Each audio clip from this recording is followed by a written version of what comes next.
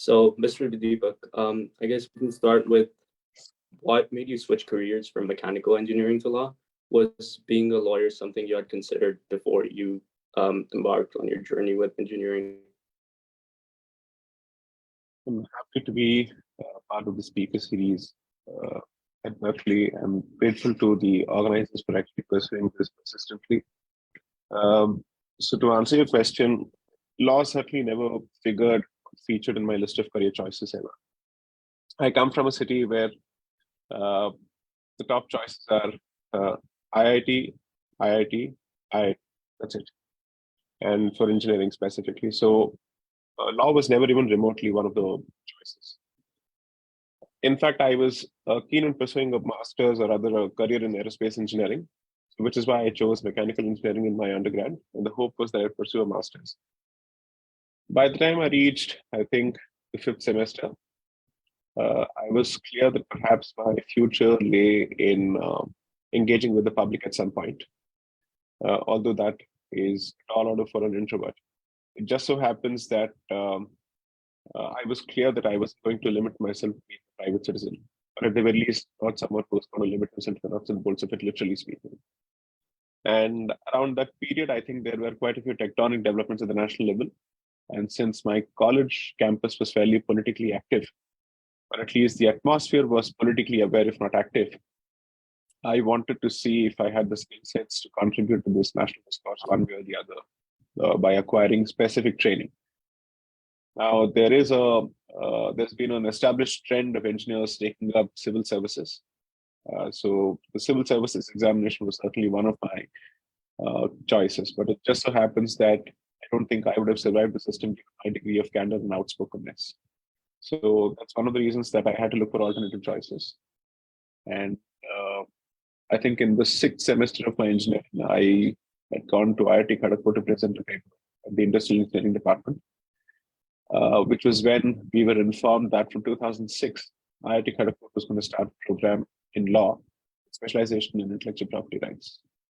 So that gave me an opportunity to understand the skeletal structure of the system. What is it that I would acquire as skill sets by way of training? And when I realized that I could perhaps do a good job of straddling both the avatars as an engineer as well as a litigator, and then ease my way into constitutional law, which was the ultimate goal in the first place, I decided to jump into the program. That was the switch. And more importantly, I think it was important for me to understand the architecture of the system and the way it functions. And I didn't think there was a better program than the legal program or the law program to understand that. It gives you, according to me, a ringside view of how the system operates and what are the considerations for delivering what we call justice or dispensing justice. So that was the motivation. And I'm happy I made the switch because I think I'm in the right profession. At least that's been my experience so far. And this is not based on any track record. It just so happens that each day in the profession, I enjoy it thoroughly. So for me, each day matters and I try to make each day. So hence the choice. Very good, very good. And do you think that your roots in engineering give you an edge in law?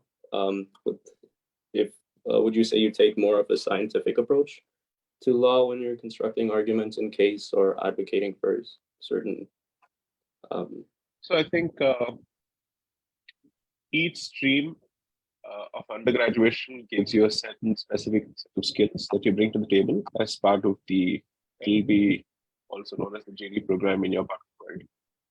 And I think there are two sets of law programs in India, rather in Bharat. The first is the 5-year integrated program, wherein you have students largely from the humanities background. Then you have the 3-year program, which attracts a lot more diversity in terms of people coming with different qualifications and different thought processes.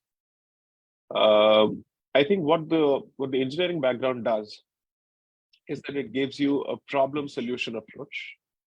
And contrary to popular perception, the practice of the law is less about rhetoric and more about reason.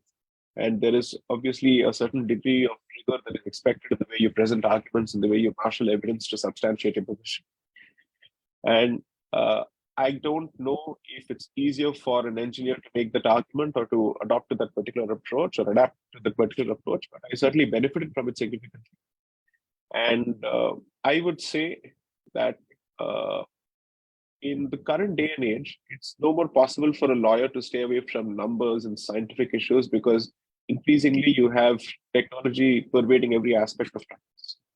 So obviously, the lack of fear of numbers or science in general has made it easier for me to take up a diverse array of subjects.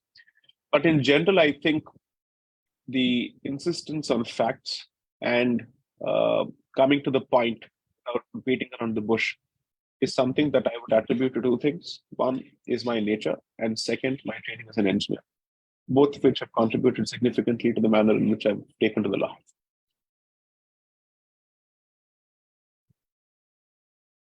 Right now, if I may ask, when we look up your name, Sai Deepak on Google, the first few things that show up are the cases that you've participated in around, one was around legalization of same-sex marriage, another was the marital rape exception case. So for our audience, could you give some context on these cases in a few sentences and why you might think these are the first things that pop up when we look up your name online? So I think this July, I completed 14 years in the profession. And the first 7 years were spent in building my reputation as a civil commercial litigator, which means my areas of practice primarily are populated by intellectual property law, competition law, which you might know as antitrust law, and insolvency laws. So I'm a civil commercial litigator. That's been my primary identity for 14 years. It just so happens that until 2016, I was part of a law firm. I quit as an associate partner to set up practice as an arguing counsel. People who don't know what an arguing counsel does, it's in the mold of a barrister, wherein you don't draft or file, you're engaged by solicitors or other lawyers to argue for them and their clients in the court. Okay, so the divide between a barrister and a solicitor is the barrister argues or advocates, and the solicitor is the one who prepares the case. So the actual client is the client of the solicitor, whereas the solicitor is the client for the barrister. Okay, so that's the equation. So from being someone who drafted, filed, and argued, I switched to let's say a place in the value chain where I exclusively argue. Now, when I went independent, obviously I was at greater liberty to take up a wider array of cases. So by 2016 June, I had already established a reputation for myself as someone who could argue. And quite a few people were interested by then in engaging me in constitutional matters. It just so happens that the Sabarimala matter had just about then surfaced and had picked up steam before the Supreme Court.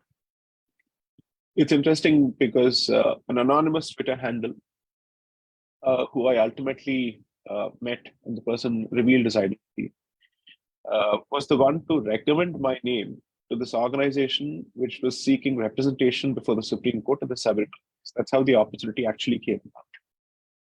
And so when they reached out, I was more than happy to take up the case because it gave me an opportunity from a professional perspective to showcase my knowledge of constitutional law, or at least whatever little I know of it, in the Supreme Court. And two, I felt that it was a fantastic opportunity of convergence of multiple subjects. One is faith, the second is culture, the third is law.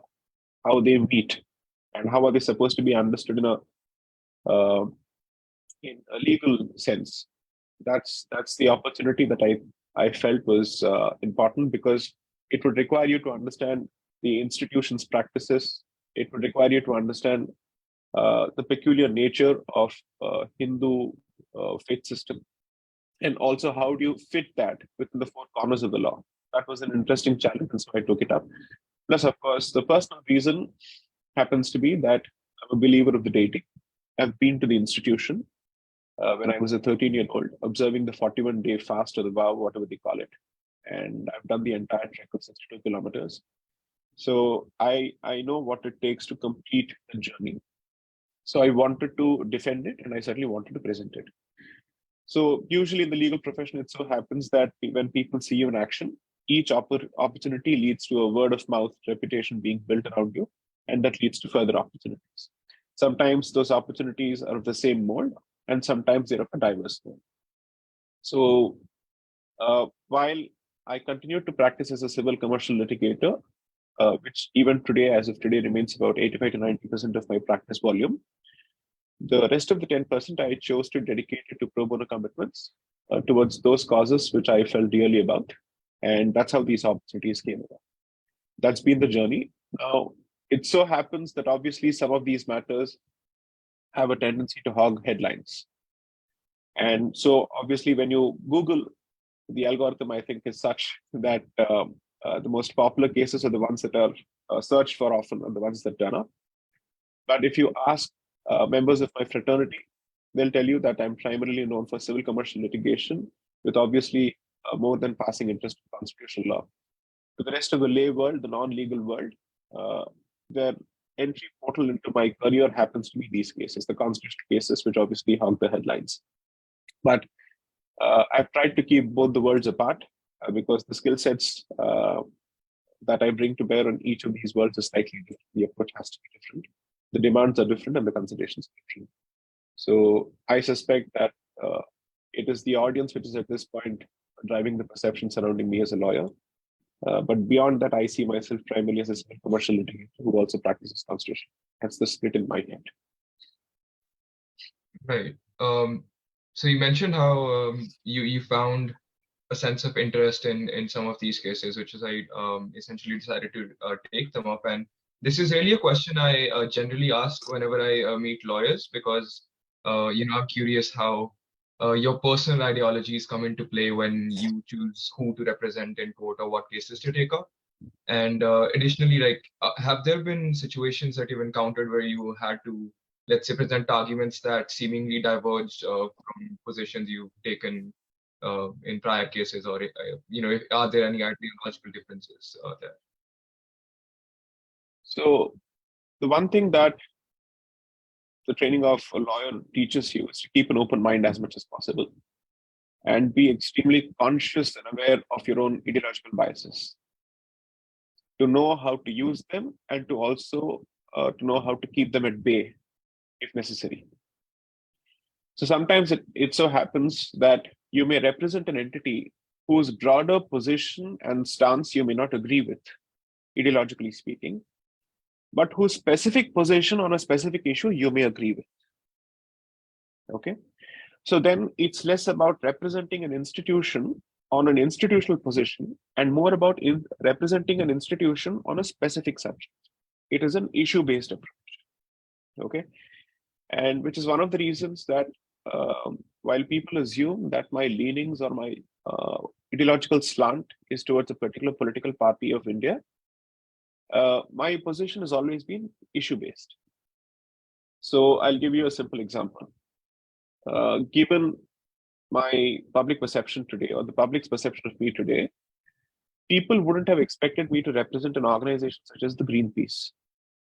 Okay. I represented Greenpeace as part of my previous stint at the law firm in a free speech related issue, where the subject was how does one balance or strike a balance between constitutionally guaranteed fundamental rights of free speech and private interests protected by intellectual property rights. So you can search this up. It's called Tata versus Greenpeace, Tata Sons versus Greenpeace. It's a judgment delivered, in fact, a landmark judgment delivered by the Delhi High Court on the 28th of January 2011. If you go through the judgment, you will realize that you would find me batting for Greenpeace. Similarly, given what the public thinks of me, they wouldn't have expected me to bat for legalization of marijuana. Okay, so there is, in fact, petition pending before the Delhi High Court, where I've asked for a slightly more liberal approach, not for recreational use, but at least for the purposes of research, for the purposes of other uses, because the overall approach of Indian legal framework to this particular product is heavily influenced by the global movement against marijuana, which was initiated under the leadership of the United States in the 1980s. Until then, it was not illegal.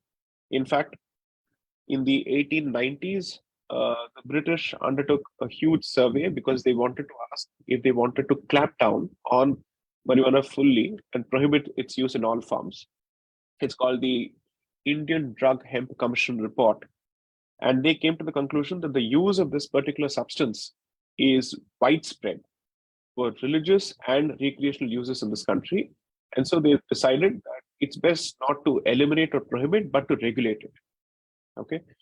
So, citing that report, an entity wanted me to represent it before the Delhi High Court to challenge the existing strict controls over the use of the substance. So I'm associated with that litigation as well. So considering that, I think I can say this confidently that my professional choices represent diversity and by and large are not reflective of my ideological biases. But there are certain specific instances or specific cases that I've taken up precisely because I believe in those causes or I believe in those institutions and practices. So it's possible for me to play both sides in terms of arguments because that's the training of a lawyer. You're expected to be comfortable with the pro as well as the con of the argument because you never know which opportunity lands on your table. As I say often, lawyers, regardless of their signs, are fundamentally Geminis. So they have two faces. They're expected to be comfortable with both arguments. And one of the things that you're expected to do as part of your legal training is to inhabit an argument before you dismiss it. You have to step into the shoes of an argument, make sense of it. Even if you wish to dismiss it or if you wish to counter it, you need to step into that shoes, feel the argument, and then come out and say, I still reject it for these reasons. So that's, I think, the long and short. Right. Yeah. So you mentioned an interest in and the prominence of constitutional issues. Now, coming to the Constitution of India, this is something that we've heard you be vocal about in the past.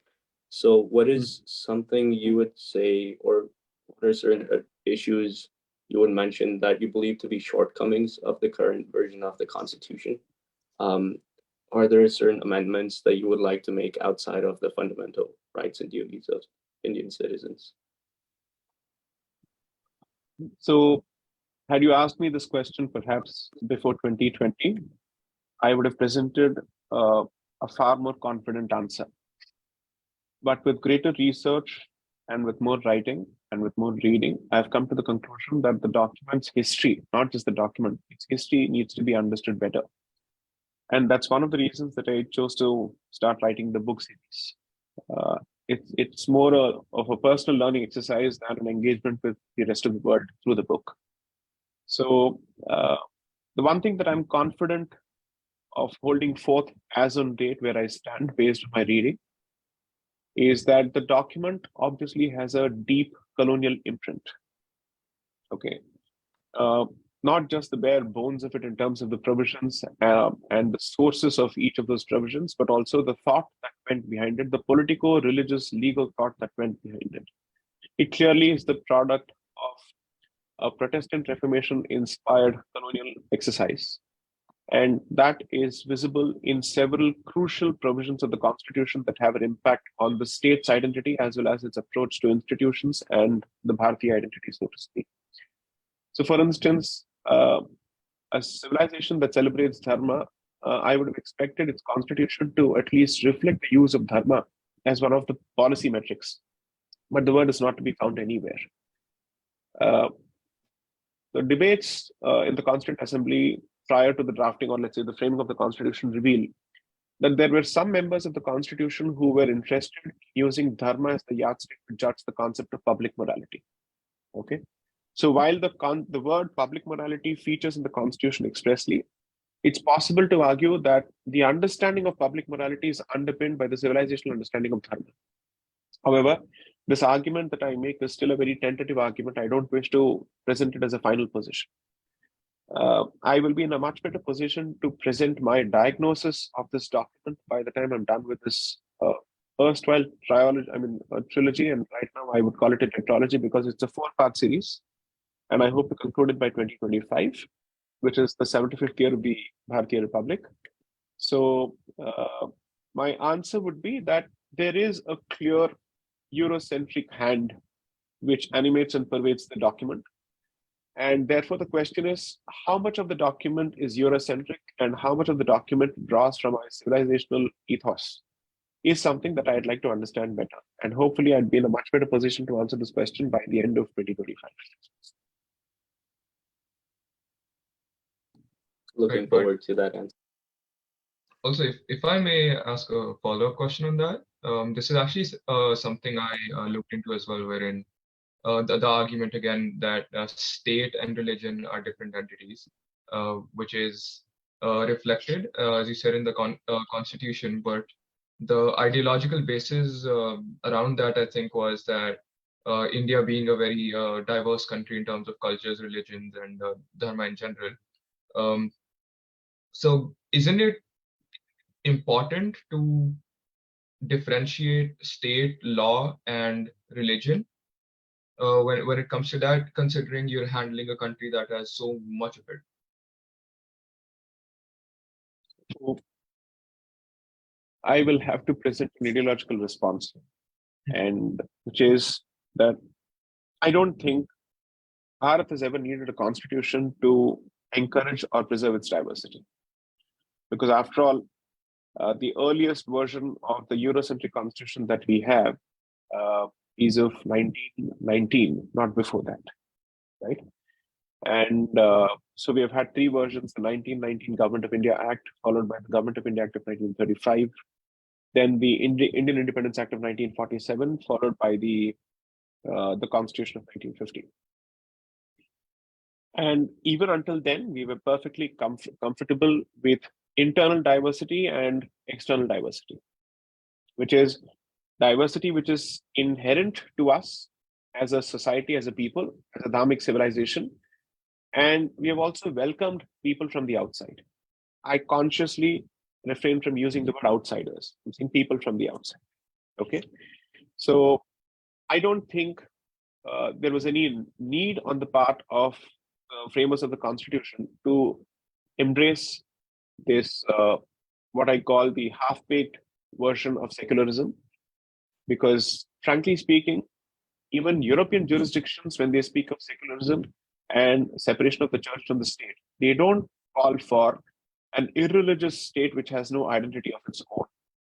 Otherwise, why would you have monarchies as well as state churches to which the European state, or let's say European republics, owe their allegiance? The Anglican Church, when it comes to the United Kingdom, and Netherlands for that matter, Sweden for that matter, the so-called Scandinavian countries, which are seen as benchmarks for what should be a developed society today, right?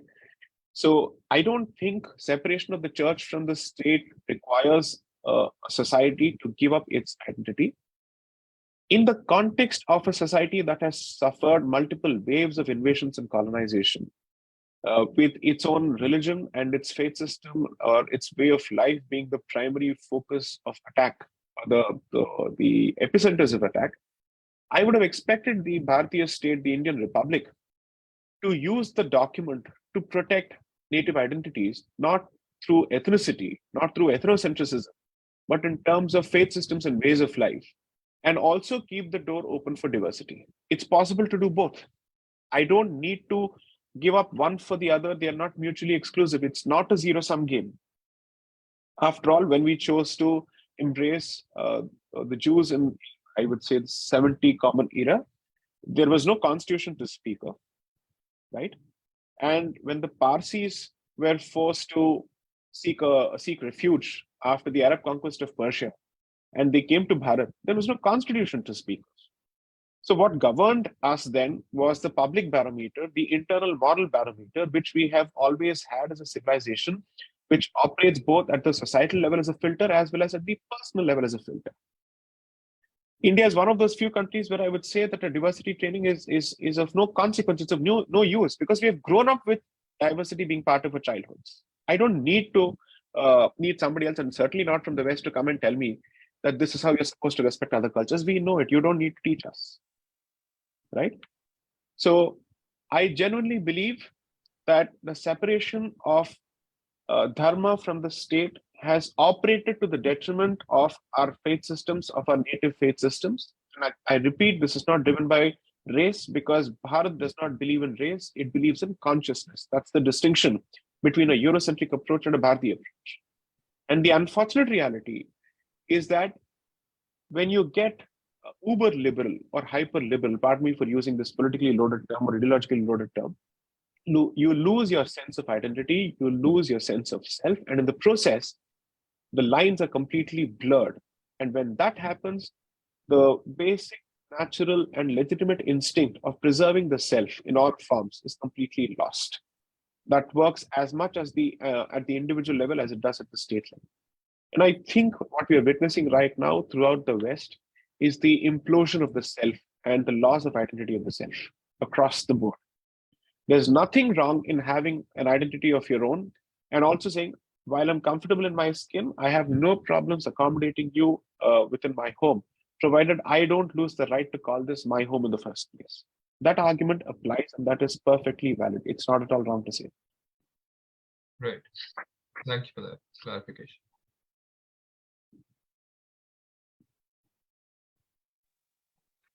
So moving on, so you talked about this Eurocentric version of the Constitution and how kind of Western mindsets are feeding into the Indian ethos, kind of.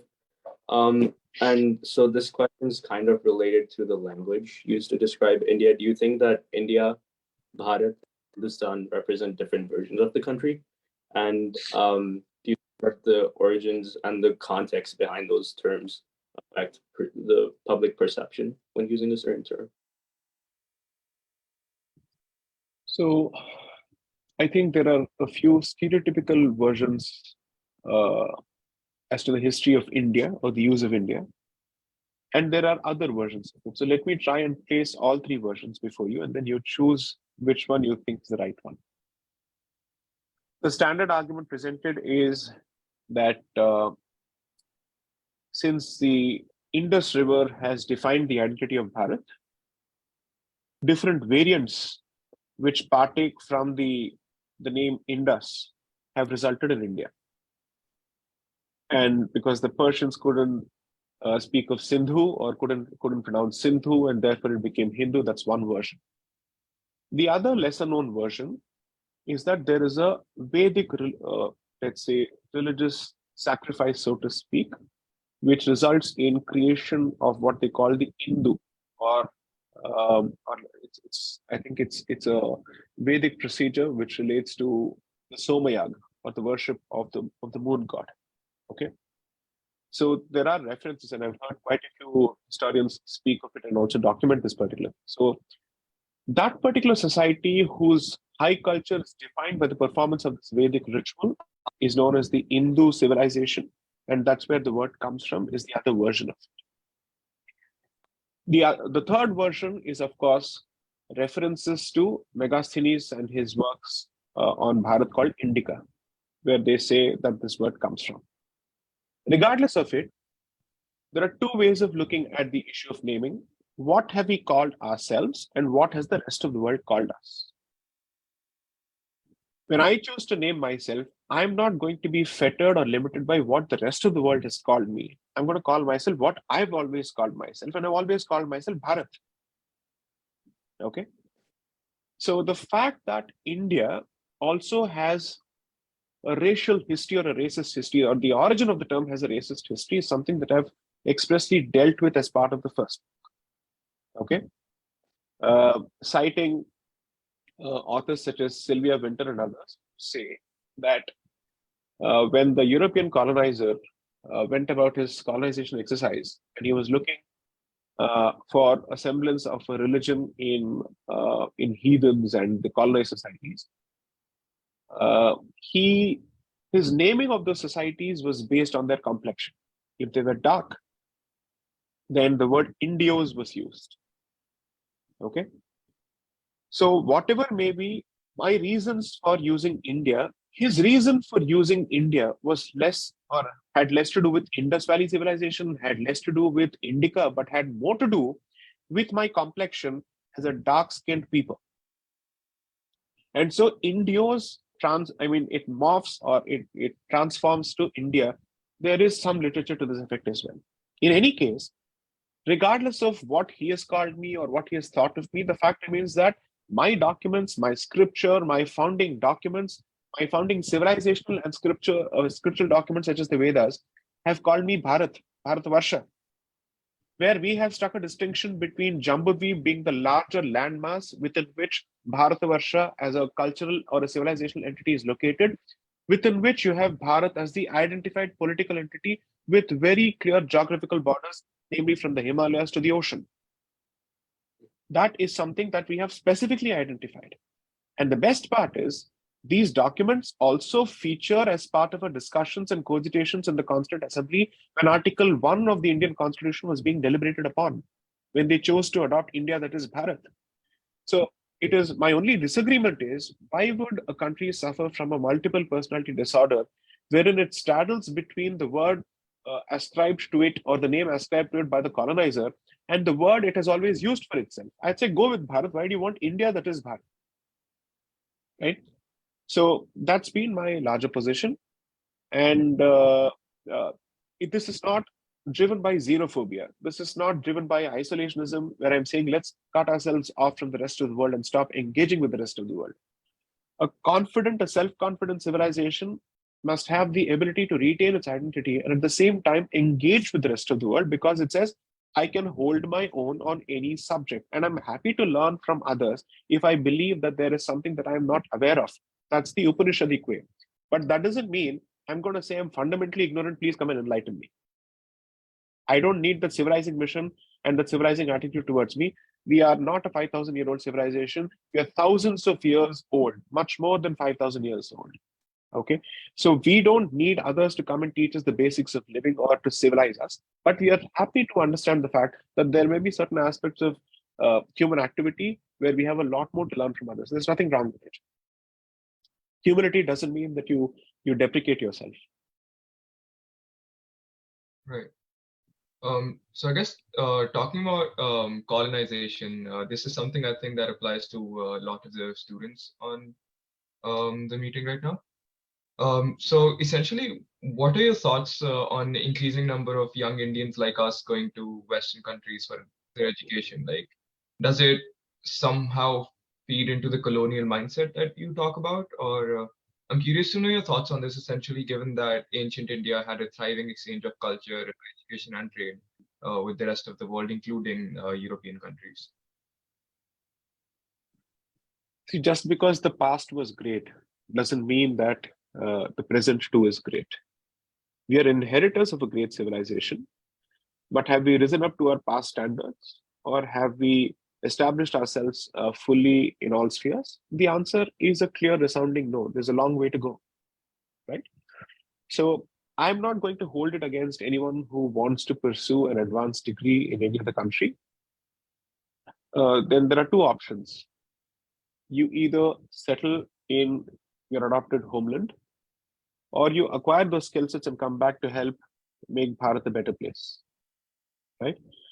Now, should you choose to go with the second option, it's a relatively easier situation to address, because obviously you come back for multiple reasons, either because the family is here, or you feel a cultural bonding, or you feel that Bharat is the place to be because this is the next big growth story. Multiple reasons, right? But should you actually choose to settle in your adopted homeland, the question is, how do you then do justice to your adopted identity and the identity that you're born with? That is perhaps the trickier question to answer. I know of enough Bharatiyas who have completely assimilated into Western societies to the extent that they don't wish to have anything to do with Bharat at all. They don't see themselves as Bharatiyas at all in any way. Okay? That's an individual choice that they have made. But hopefully, in the times to come, they will realize they may have assimilated into the local society and they may have started thinking of themselves as, let's say, natural citizens of that society. But when push comes to shove, I think they will be awakened rudely when they will be reminded increasingly of the fact that you may have embraced us, but we have not embraced you fully because we still retain a sense of nativity. Okay. Unfortunately, I think what people mistake or conflate citizenship with is nativity. That is the unfortunate reality. And I don't mean by that a race-based nativity. In some places, it's race-based, and in some place, it's religion-based, and in some place, Perhaps it's largely culture-based. Okay. So I genuinely hope that if the West has truly embraced the concept of diversity, people are not identified on the basis of their places of origin. Okay.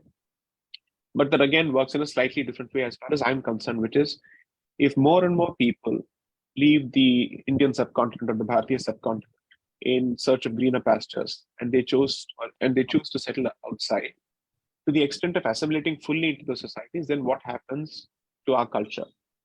And it's equally true that whether we like it or not, at the very least, some of the finest brains that we have produced as a society on our tax expense and spending our resources are leaving this place. That doesn't bode well for the society, either from an economic perspective or a cultural perspective, because we obviously need the finest of our brains for economics as well as for preservation of culture. That's how we have operated, right? I don't think it's an easy question to answer for two reasons. Because it is an unfortunate reality that a communal sense, that is, the sense of belonging as part of a community, is currently at severe loggerheads with individualism. So people see themselves as individual units, and therefore their decisions are driven by their own desires, their own economic aspirations. And coupled with the fact that a colonized society suffers significant institutional degradation, its ability to retain its let's say its fabric as a community is significantly weakened, unless it has worked after colonization heavily towards rebuilding its sense of community. My biggest grouse with the Indian state post 1947 is that the post-independent, or let's say post-colonization Indian state has doubled down on the colonizers' exercise of breaking our community's sense of community, so to speak. It has worked heavily towards it, thanks to its inherited colonial wisdom and its lack of original indigenous native thinking. If you choose to look at your own institutions through the prism of the colonizer, then you're bound to see nothing of value in it. And so you break it down, citing patriarchy, you break it down fully, citing, let's use the B word, the Brahminical oppression word. You break it down, citing the jati word, or the caste word, or the varna word. Okay. Then once that is done, the first thing that it does in terms of a first order effect is to take away any sense of pride that you could have in your culture and its institutions. Once that is done, you're bound to look for avenues to run away as far as possible from that identity. And if there is an economic incentive which is added to it, then really speaking, what is it that you have to hold on to? Nothing. You have no reason to hold on to your culture. So when you go to the West and you see the infrastructure, when you see the quality of life, you're bound to assume, thanks to the education that you've received in your own home country, that the development or the material development that you see in the West is a direct product of its cultural advancement. And since I come from a culturally regressive position, I need to give it up. This is one of those specific examples where you see a direct relationship between culture and economics. They never operate in silos. They've never operated in silos. Every independent economic decision that every individual makes has a larger, direct, perhaps long-term second-order bearing on your cultural identity. That's a fact. At the very least, the logic of it is clear. So the problem, I think, is with those communities which go with a sense of inferiority and therefore are much more open to assimilation. So there I will not blame the West, because the West is doing what it needs to. So the problem then is with the education system of the homeland and the family system of the homeland, and our inability to impart those values and to give them the confidence that we may have our flaws, but we don't need to convert culturally or religiously or otherwise. So I could perhaps make the argument, and perhaps the immodest argument, that my public engagements are in this direction, to infuse a certain sense of confidence, but not jingoism, and certainly not to make the argument that everything that has ever existed in the world has always come from us. I'm not going to make that argument ever. But I'm certainly going to make the argument that if at all there is ever an honest assessment made of our contributions to the larger global pool of human thought, we have contributed significantly. We have made very positive contributions. We have made significant contributions, which unfortunately the West is yet to recognize. I'm not looking for validation from the West, but I'm looking for acknowledgement from the West that it has benefited from us. There's a difference between seeking validation and seeking acknowledgement of our contributions.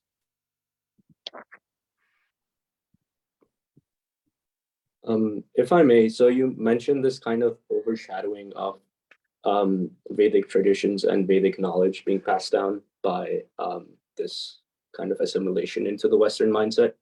How would you say that the philosophical debates within Vedic texts, such as the Vedanta, the Upanishads, the idea of the Brahman, which is the ultimate truth, and the interconnectedness of reality, how do you think concepts like those, which have been around for centuries and even millennia, how do you think they hold up today? And do you think they can still be applied in aspects of everyday life? Allow me to say this, and I hope to not offend sentiments, but if they do, I don't care. So let me make the statement bluntly. The Western model is hyper-materialistic. The Middle Eastern model is hyper-sensory. The Bharatiya model actually says dharma, artha, kama, moksha.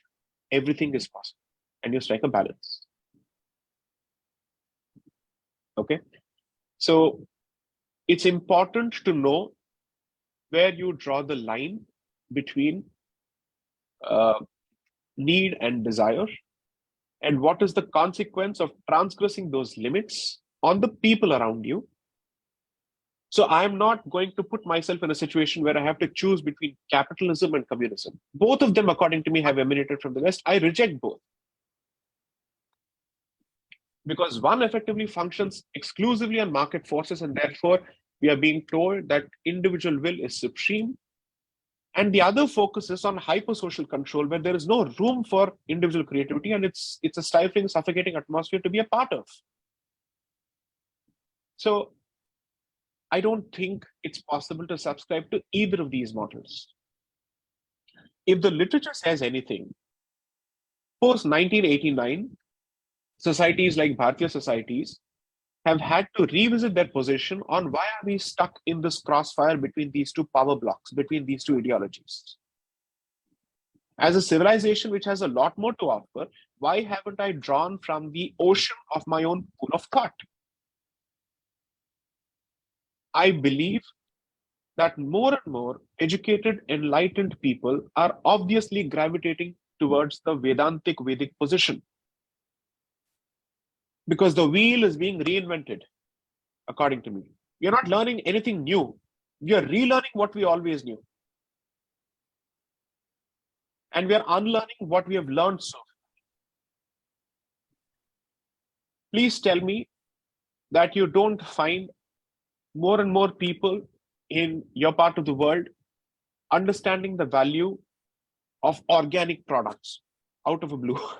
Why are you suddenly interested in organic products when mass-produced products have dictated the course of your economy for about a century or so?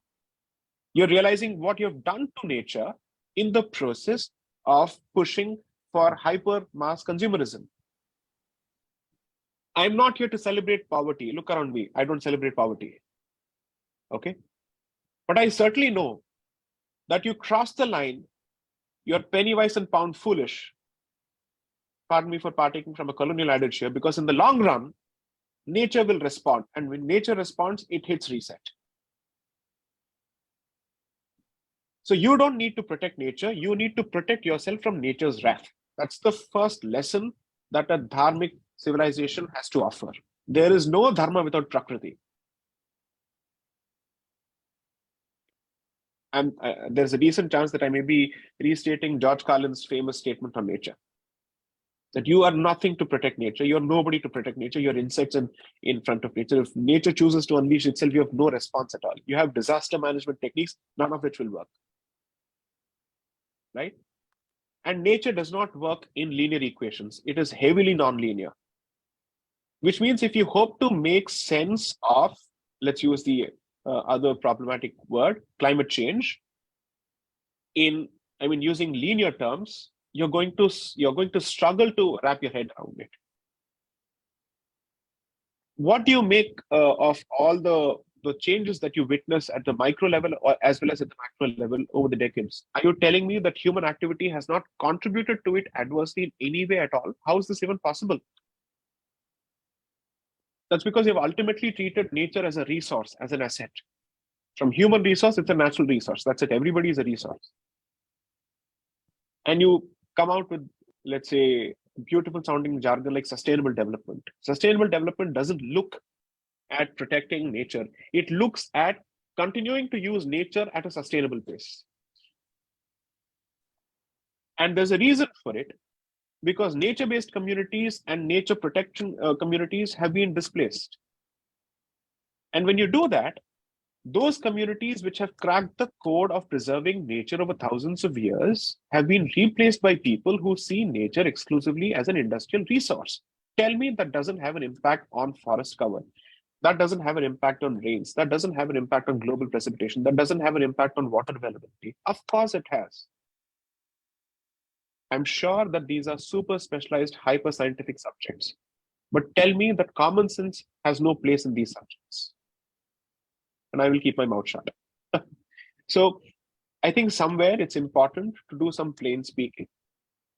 I'm not going to be dragged in the extremes at all. One bit, my apologies. Those are my 3 dogs shouting. So it's important for us to draw deep from our own original thought in order for us to present these options. Okay, let's look at it from a slightly different perspective. I'm not going to make a civilizational supremacist argument to say we have all the answers. But at the very least, I would say it's time that we considered other perspectives. We have given communism and capitalism their opportunities to prove themselves, and both of them have proven to be destructive in different ways, but the net outcome being the same. Perhaps it's time to reconsider and recalibrate. After all, if the West is truly a worshipper of diversity, it should welcome diverse thought, particularly when it doesn't seem to have the answers to all the questions that are facing it. Next.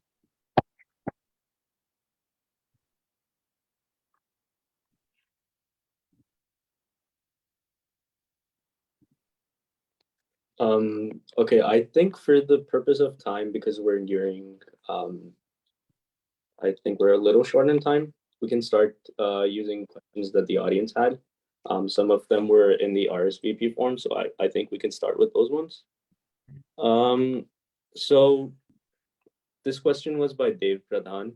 He asks, how do you envision a developed India? First of all,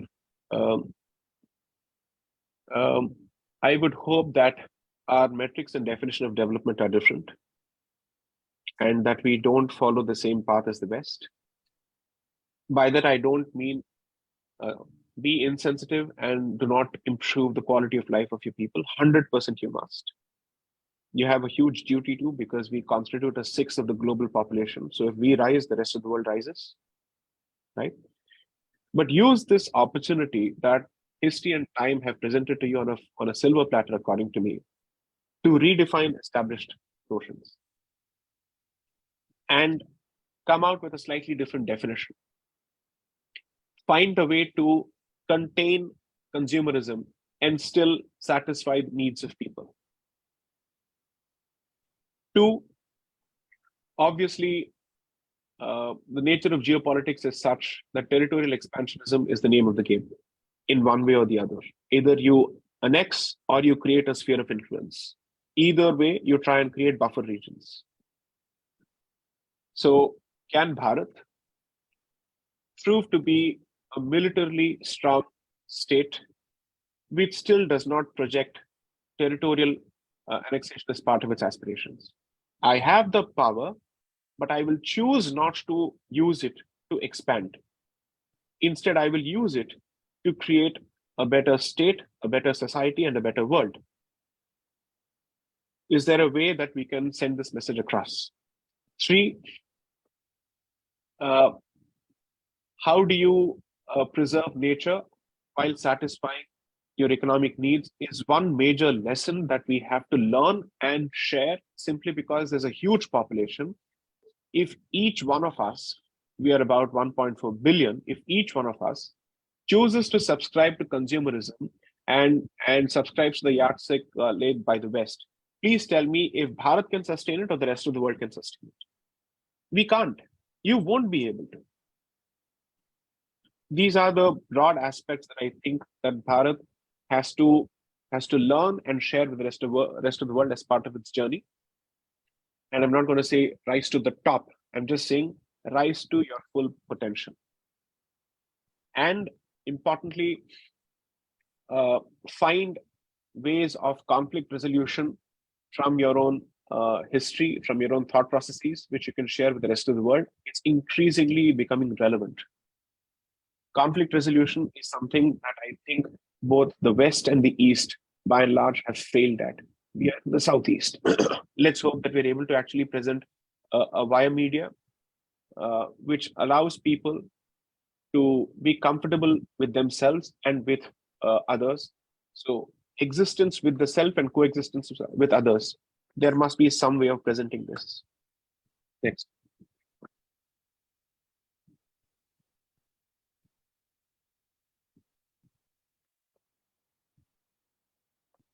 Right. Okay, this one. Sorry, do you want? Sorry, yes. Okay, I was this just one is, going through the audience questions only. So Azad Singh is asking for 5 skills that you think a lawyer must possess. Conceptual clarity in the first place. That is at the heart of it. Most people believe that a lawyer must be fantastic at articulation. I don't think clear articulation is possible without a clear understanding of the concept. So the ability to build an argument through first principles, even when you don't have an example to draw from, and to construct an argument based on pure logic and reason, that's the first skill set. Second, understand that language is not just a means of communication, it is thought in itself. And it's transmission of culture and thought. So at the very least, you must be, according to me, a polyglot. Be comfortable with more than one language. And the good part of being a Bharatiya, who's come from a cosmopolitan city, is that you know at least 3 or 4 languages other than English. I think it's very important. It keeps the mind agile. The wiring is never rigid. And it helps you to access different literature and the thoughts coming from different parts of the world. 3, writing is underrated these days, and I think it's extremely important. When the pen meets the paper is when your logic is tested to its fullest, and your ability to articulate your position and whether you know what you're talking about or are you just faffing around the place becomes evident. Okay, because it's possible during the course of oral submission, so to speak, that you bring to bear your skills of rhetoric, your personal charm and whatnot. But when you write, you can't get away with it. You have to be even more rigorous. So writing is important. 4, diverse reading. You may be a subject matter specialist, but it's important for you to read as widely and as diversely as possible, because you never know what literature can come handy to present what argument.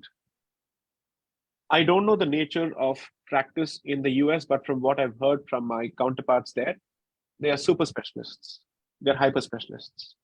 The concept of a generalist in the legal profession in the US is a dying breed, which I think is actually problematic. You must be comfortable with at least 3 or 4 allied areas.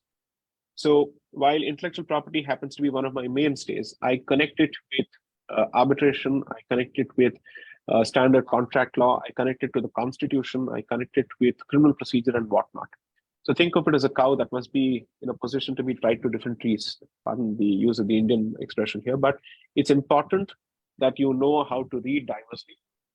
And finally, of course, I think it is expected of a lawyer to be both socially and politically aware. It is expected, that comes with the territory. That expectation isn't there with an engineer or, let's say, for that matter, a doctor. But when you happen to be in the law, this is certainly a subject that would qualify as a humanities subject. And therefore, it's important for you to be fairly better at history than non-lawyers, fairly better at your understanding of culture than non-lawyers, fairly better at your understanding of politics than non-lawyers. So this is an intangible that goes with the qualification. Okay. And then the next question we have is from Rohan Aditya. He asks, how do you see India's socio-political fabric evolving over the next decade or so if we assume the BJP continues?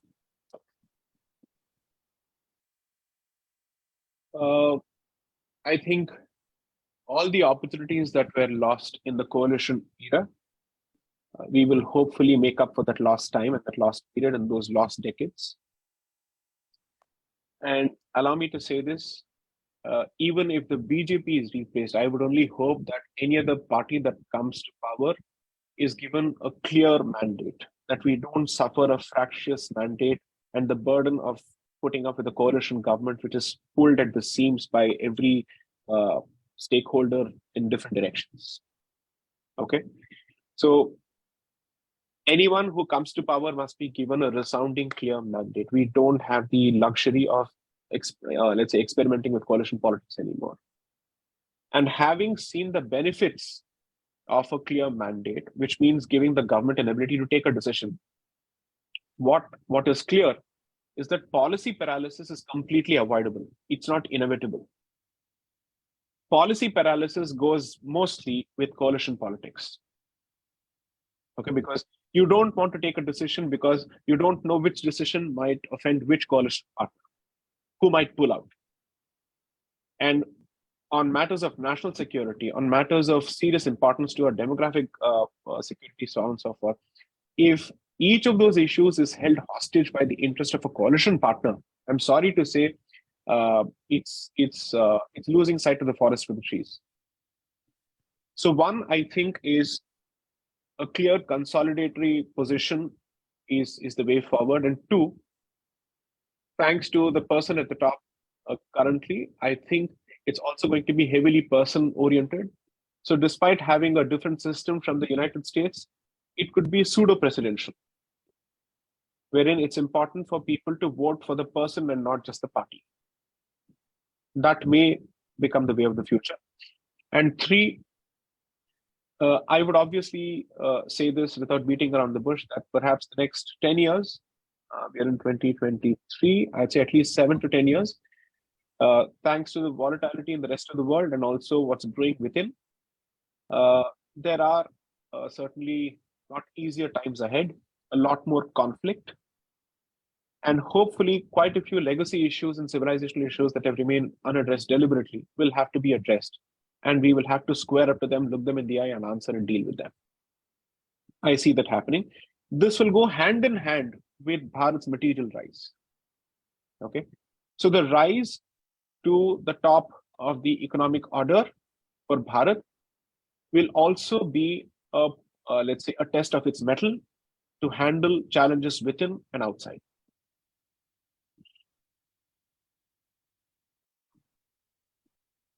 Right.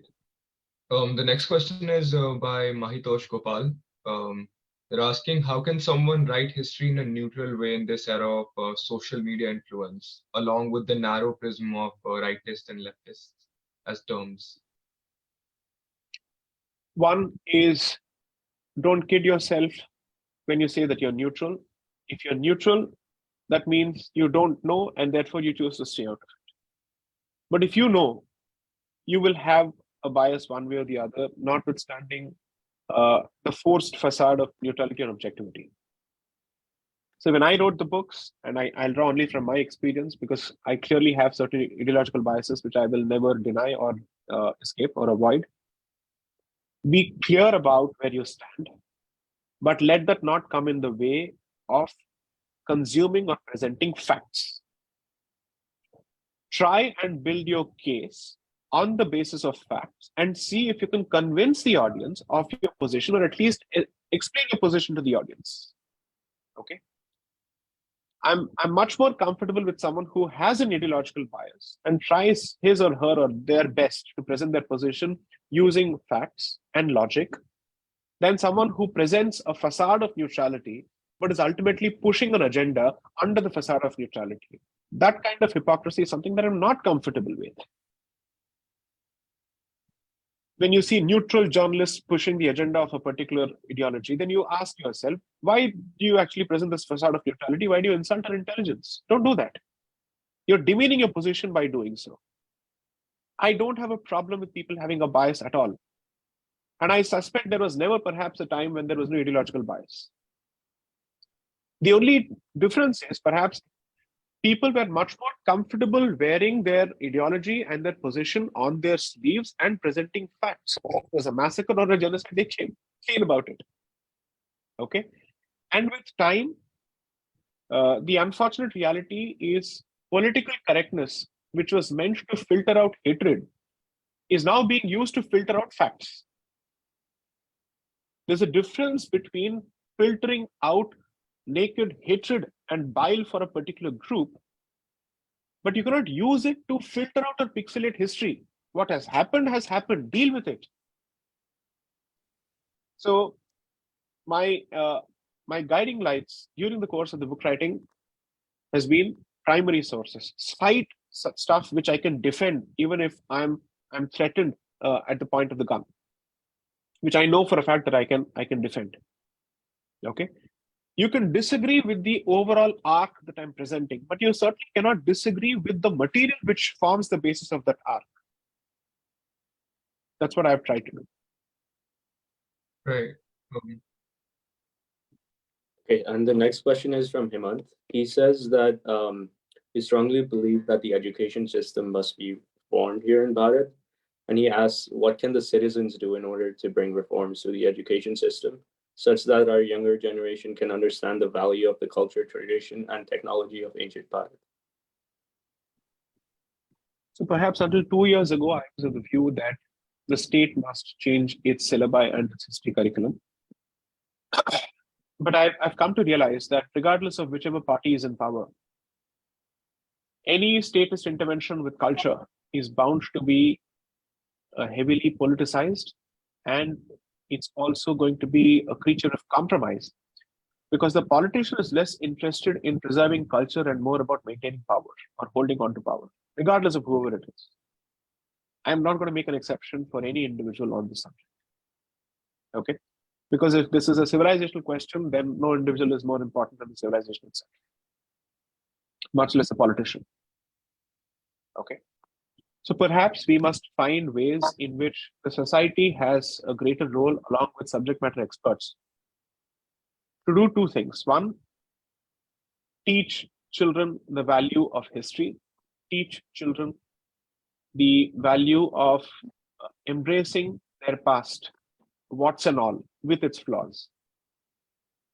Because when you try and airbrush certain aspects of your history, you're basically telling them that they should never have the guts to deal with the truth. And so no lessons will be learned. At the same time, I'm not interested in brushing stuff under the carpet in the interest of preserving this ephemeral or apocryphal piece that we constantly speak of, to prevent people's sentiments from being offended and hurt.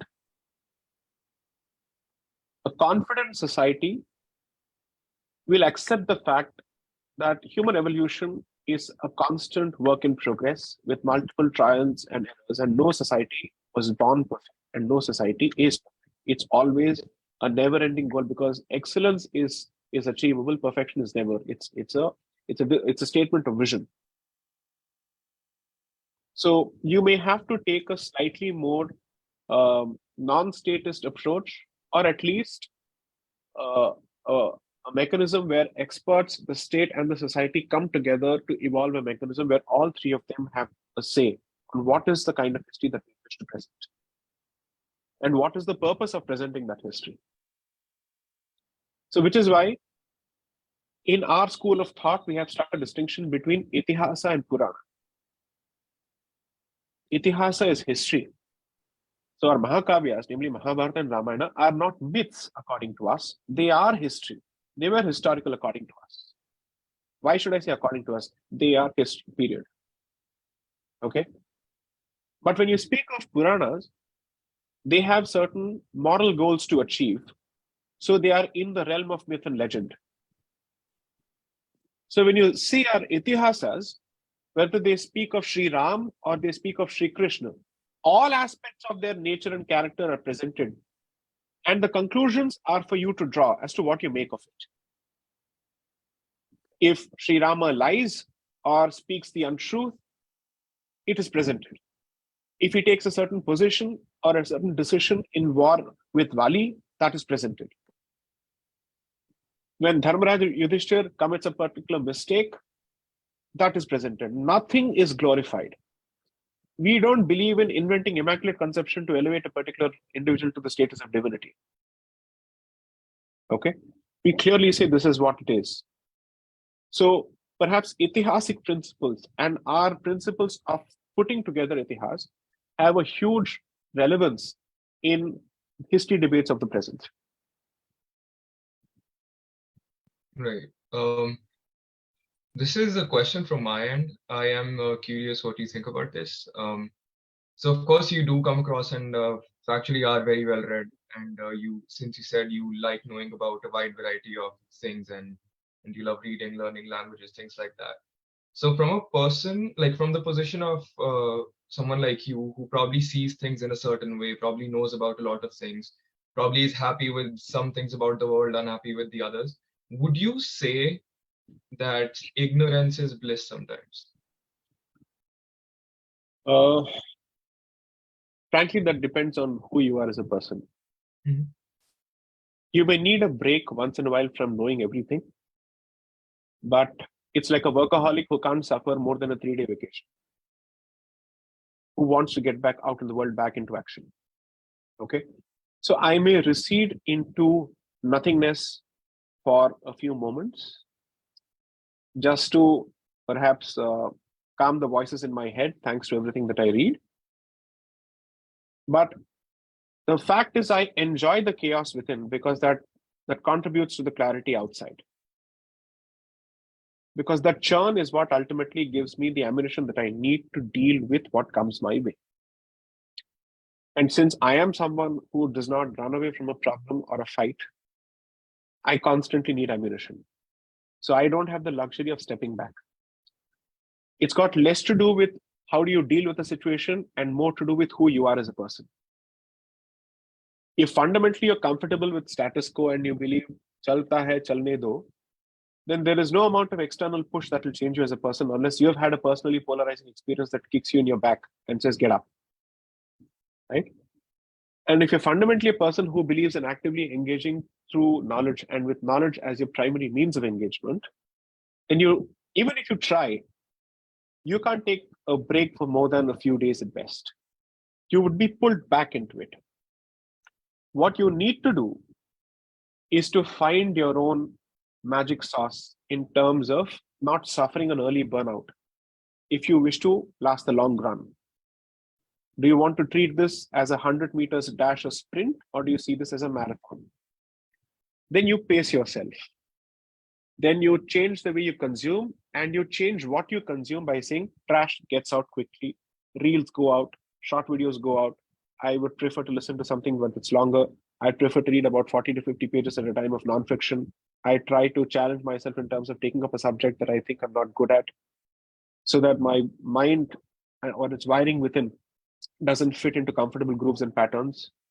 So the thing is, with time, what happens is lawyers deal less with numbers and more with words. Effectively, a part of your brain is left unused. No wonder Alzheimer's as a condition is much more prevalent among lawyers. Okay, so you try and keep those aspects of your brain or those parts of your brain alive. So be absolutely great at your subject, but also find those subjects outside of your core area of competence, which keep your creative juices alive. That's how I would go about it. Right. And in my profession, what we do is every 7 years, we add an extra specialization to our repertoire of subjects. So intellectual property for the first 7 years, constitution for the next 7 years, without giving up intellectual property and civil commercial litigation. Now securities law is the next 7 years. So that's how you keep adding. That keeps you on your toes, and also it doesn't let your professional graph plateau. Right. Yes, I think that's a wonderful perspective to go by. Because we're running a little short on time, we're going to give you guys an opportunity to interact with Mr. Sai Deepak. So everyone here in the Zoom meeting, you guys can raise your hands, and then if you guys have questions, and then we will pick one of you and you can unmute yourself and then ask the question. I'm comfortable So taking questions for another 15 minutes, so don't worry. I have Dyumna Dingari, who is the first one. So if you can unmute yourself. Yeah. Sure. Thank you. Namaste, Sai Deepak Garu. Namaste. So I have a quick question. I don't know if it's a quick question, but what would you say to critics that Bharat pursuing decoloniality is the same as certain political forces in the West or the Middle East taking up decolonial rhetoric, especially when those forces are not very sympathetic to Bharatiya decoloniality? So any weapon or any tool can be misused. Okay. I'm not going to be drawn into this trap of a question where what happens is we are told, see, look at the impact of decoloniality in other jurisdictions. Why should we go down this path? I'm going to ask myself a simple question. Can I see the evidence and visible impact of the colonial experience on my people and my culture? The answer is a yes. Is it always beneficial? No, it's not. Are there things to learn from the West? 100% yes. Are there aspects of my culture which I would want to bring back on the table and make it contemporarily relevant? The answer is a yes. So let's junk the word decoloniality because it appears that the word has certain connotations and the word has acquired certain meanings. I have no attachment to the word because it's not my word in the first place. It's not as if I've coined something, as if I have some kind of IP rights over it. I don't need to claim paternity of it. I'm interested in contemporarizing the thought of my civilization and make it more applicable than using Western thought as the barometer or the anvils on the basis of which I judge my worth. As simple as that. You want to call it decoloniality, call it. You want to call it indigeneity, call it whatever you want. As they say, naam mein kya rakha hai, at least as far as the concept is concerned. So I'm more interested in that. See, it's like this. Obviously, the word right-wing has acquired certain connotations, right? That's one of the reasons I don't use it at all. I see myself as part of the non-left and specifically as part of the Indic wing or the Bharatiya wing in that sense, right? If at all, there is a wing of sorts. So I am not interested in turning this into an uncivil, mob-ruled movement where you go about pulling structures instead of offering something to replace it with, which is sensible and sustainable. I'm more interested in presenting an alternative which is constructive and which is sustainable and which is consistent with my native thought and my culture than simply creating an atrocity literature and a perpetual victimhood complex. That's the difference between me and a three-letter movement in your country. Okay? My sympathies are always going to be with people who have suffered the colonial experience or the European colonial experience. But if they choose to make victim cards out of it, as opposed to asking themselves, how do they bring themselves up as individuals and as a group? And they're constantly interested in seeing themselves as perpetual victims in all instances, under all circumstances, I am not for it. I am for confident engagement using your ethos. I'm not for, let's say, freeloading in the name of your past. I'm 100% clear about it. So my position on this and my purpose of bringing the decoloniality literature as part of the book was to expose the hypocrisy of the academic left on the subject. To say, how is it that you're so comfortable pushing the victimhood narrative and justifying every atrocity in its name when it comes to certain parts of the world, but when it comes to my country and my civilization, you seem to have a problem with our intention to rid ourselves of colonial shackles and reassert ourselves in a positive way without depending on the West for our sustenance. The movement here is more about self-reliance, not for saying I need reparations which are monetary in nature so that I don't need to work for the rest of my life as a community or as an individual. Right? That's the very clear distinction. Thank you.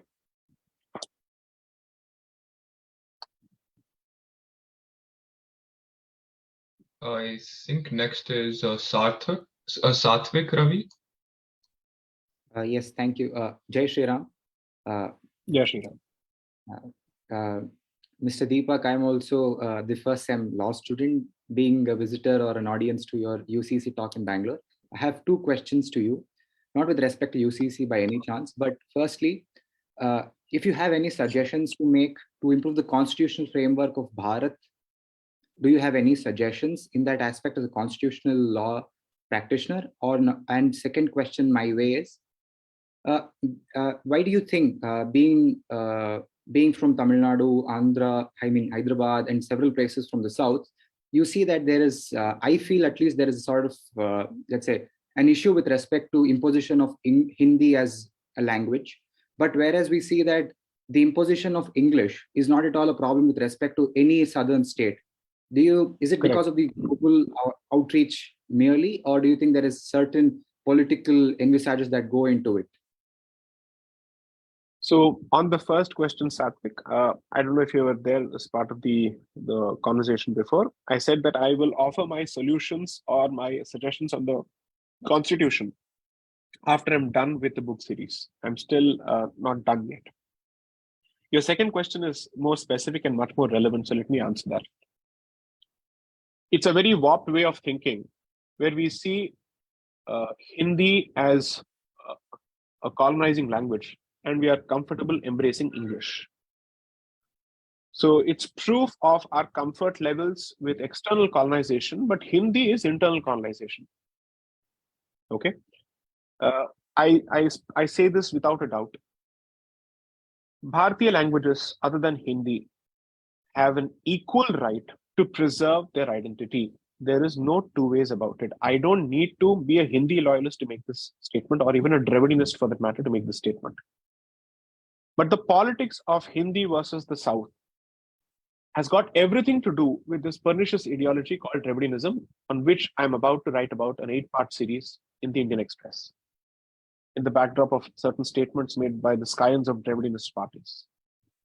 So I'm of the conscious view that this is an artificial fight, and it's a motivated fight meant to divide us further on linguistic lines, because linguistic lines actually have ethnicity as their underpinnings, and it has, at a deeper level, the Aryan invasion theory, that pernicious facade and that myth that was pushed by the British and which has been bought lock, stock, and barrel by the early Marxist Communist Academy of Bharat.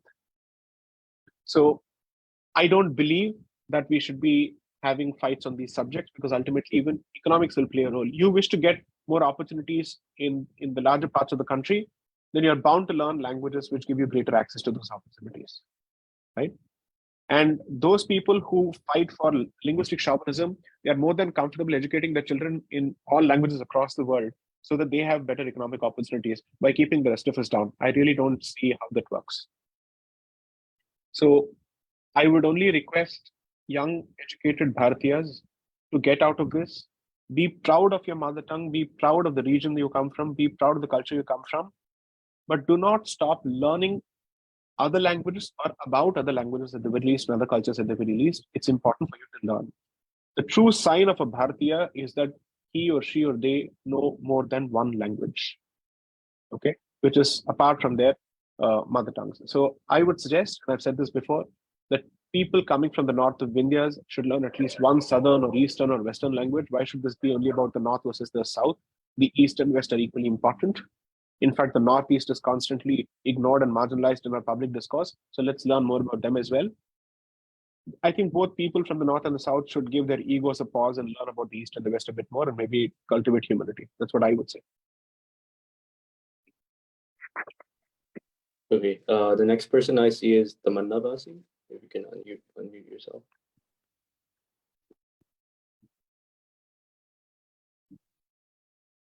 Great. Jai Hind, sir, first of all. It's a very good day to have a discussion. Happy Navratri. So my question to you is, India or Bharat? So we've been using India as our name for generations to come. And this sudden change to Bharat, how do you justify it? Because people have been... We have used Bharat. Yeah, go ahead. Take your point. I genuinely don't think it makes... I mean, we don't need to worry about it because people used Madras for generations ever since the Portuguese came in the 1600s and we changed to Chennai. People used Bombay for generations. We've changed to Mumbai. People used Calcutta for generations. They've come to Kolkata. West Bengal has become Paschim Banga. Orissa has become Odisha.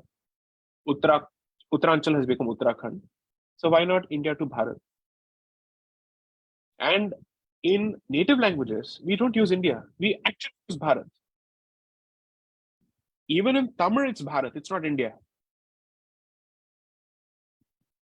Whether it's Telugu, Hindi, Tamil, Bengali, we use Bharat. So this transition or the so-called transition is not transition. It's a reversion. It's a reclamation. I'm being told that this transition will cost so much, thousands of crores across the board. Nobody asked those questions when state governments wanted to do it in the name of linguistic and regional chauvinism. And I don't mind paying for this transition because if it means that I get to use the name that my culture has always given to this land, then I'm happy to actually make that payment. I don't have a problem. Sometimes I think it's important to judge the value of a decision less on its economic cost and more on its commercial, let's say, cultural worth and what does it represent. It's a generation, it's an investment in the future generation, in the current generation, in fact, which is perhaps the most confused generation and which has very little understanding of Bharatiya history. This reversion couldn't have come at a more opportune time, so I'm extremely happy about it and I will support it lock, stock and barrel to the hilt.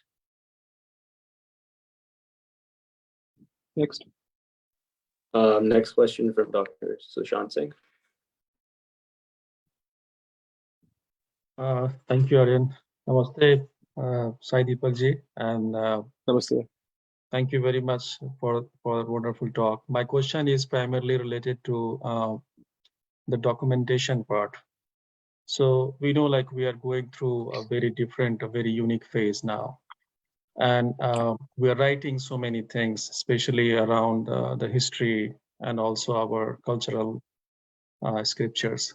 So my question is how we can make it like a movement and in a very organized way and consistently, but in our regional languages, because most of the books that we are writing, it's in English, which is important for sure, but in our regional languages, because I'm also in that field. I'm writing in English, but I'm from Bihar and I'm recently connected with many Buddhists, and my intention is to translate their book they have written from Tibetan to English, now writing back to Hindi, so that the population can be benefited and they should be more aware of it.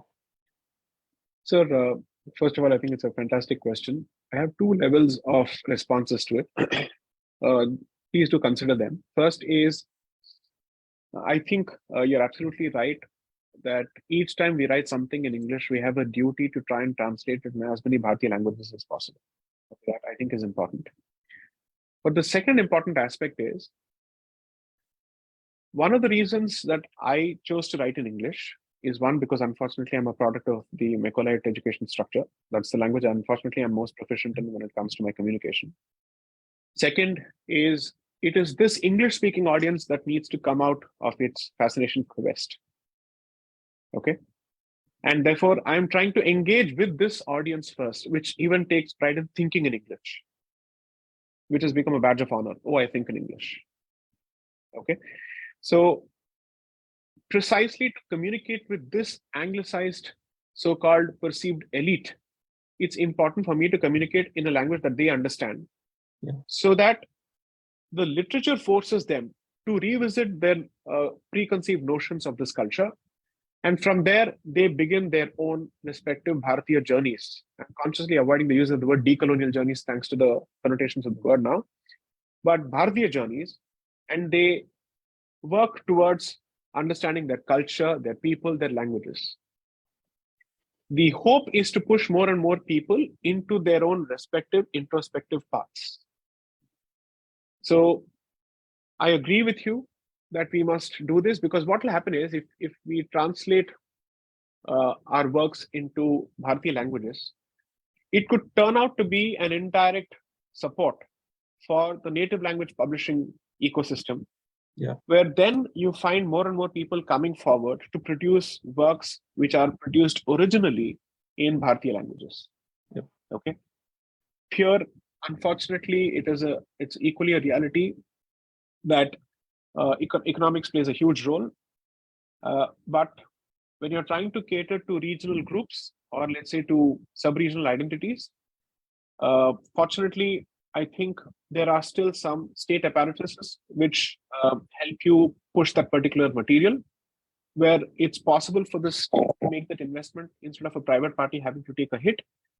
It's in areas such as these that I would certainly welcome the existence of the state, because the state has the ability to withstand the shock which comes from a loss-making venture if it believes that it is ultimately in public good. A private party will not have the interest or intention, because it's going to look for return on investment. Okay. So those aspects of human endeavor or enterprise, which have a cultural bearing and which may not have an economic incentive enough for a private party to step into the picture unless they're interested in philanthropy, it is in those areas that the state must actively step in and say, I will take the hit and I will push this material. Hopefully, when the current government speaks of the national economic policy, the Indianization or the Bharatization of Indian history and whatnot, it should seriously start considering pushing for translation of works in multiple Bharatiya languages and create an ecosystem. I say this, and I'm not the first person to say this, so I'm not here in a competition for originality. That Bharat must be seen less as a nation state and more as a civilization state, which means when it looks at language, it must compare itself with Europe and not with any particular country in Europe. So translation mechanisms, interpreters, the ability to have a multilingual administrative machinery at the governance level. Each state must at least consider having two languages apart from the, let's say, one primary language and one secondary language, both of them representing two different segments of the population. And on a rotating basis, the secondary language can keep changing to represent different parts or different segments, linguistic segments of the state. Right? The reorganization of the states in 1956 on linguistic lines, according to me, is one of the most dastardly decisions ever taken to balkanize Bharatiya culture on linguistic lines. Okay. Prior to that, there were suggestions to divide this country in different, let's say, administrative zones with multiple official languages for each administrative zone, which would have ensured that we would have been much more comfortable with more than one language, and the linguistic chauvinistic barriers in our heads would have been considerably reduced. It is surprising that pre-independent colonial India suffered less from linguistic chauvinism, and post-independent India suffers more from linguistic chauvinism. The Madras presidency didn't have these Telugu, Tamil, Kannada fights as much as Tamil Nadu, Andhra, and other states have today on the issue of language. So maybe it's time to reconsider this. Obviously, it's not possible to reorganize the states on the pre-linguistic lines, because these are set positions. But within the existing structure, what you can do is encourage more languages as part of your official language structure, thereby giving more people an opportunity to represent themselves linguistically. Thank you very much. Shall we make this Thank the you final guys so much question? I Are we think we should move on in the interest of Good. time. Yes. So just to end on a light note and also learn more about you as a person in a casual sense, we're going to do a quick rapid fire round before we end the interview. Okay. So let's go with the first question. Just answer the first thing that comes to mind and as quick as possible. A book you'd recommend college students to read. Catherine Nixie's The Destruction of the Classical World by Christianity. Okay. Your favorite food? Palak Paneer. A political leader, dead or alive, that you'd love to interact with.